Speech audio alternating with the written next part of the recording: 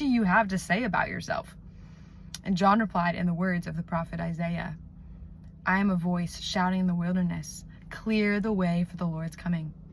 Then the Pharisees, the religious leaders who had been sent, asked him, "If you aren't the Messiah or Elijah or the prophet, then what right do you have to baptize?" And John told them, "I baptize with water, but right here in this crowd is someone who you don't recognize. Though his ministry follows mine, I'm not even worthy to be his slave and untie the straps of his sandal." This encounter took place in Bethany, an area east of the Jordan River where John was baptizing.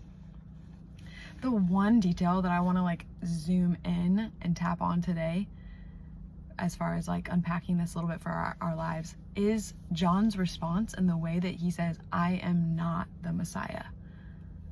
And then they say, "So are you Elijah?" And he says, "No, I'm not." "So are you the prophet?" "No, I'm not." "Well, then what do you have to say about yourself?" John knew not just who he was, John knew who he wasn't. And I think that's super important to pay attention to.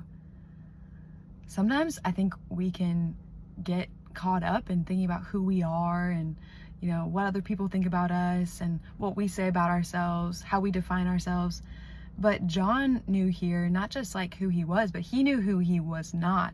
He was very clear, I am not Elijah. I'm not the prophet. I'm not the Messiah. And so my question to you today would be, do you know not just who you are, but do you know who you're not? Do you know who you're not? Can you say with confidence, "No, I'm not this person. I'm not that person. I haven't been gifted in that way. God has created me different." But then also, can you say with confidence, "I am not the Messiah. I am not the savior of the world. I'm not the savior of my own problems. I'm not the savior of myself. I'm not the savior of my friends' problems. I'm not God. I'm not sitting on the throne. I'm not the one who's in charge of making all these decisions." That's huge. Just this morning, I was feeling so overwhelmed with something that I'm facing, and I had this moment where I got to sit back and be I'm not God. I'm not the Messiah. I'm not the savior of the world. I'm not the savior of this problem. God, I can look to you. This is why you came.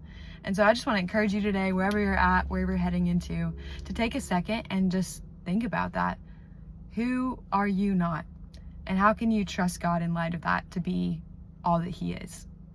All right, guys, have a great day. Merry Christmas. See you soon.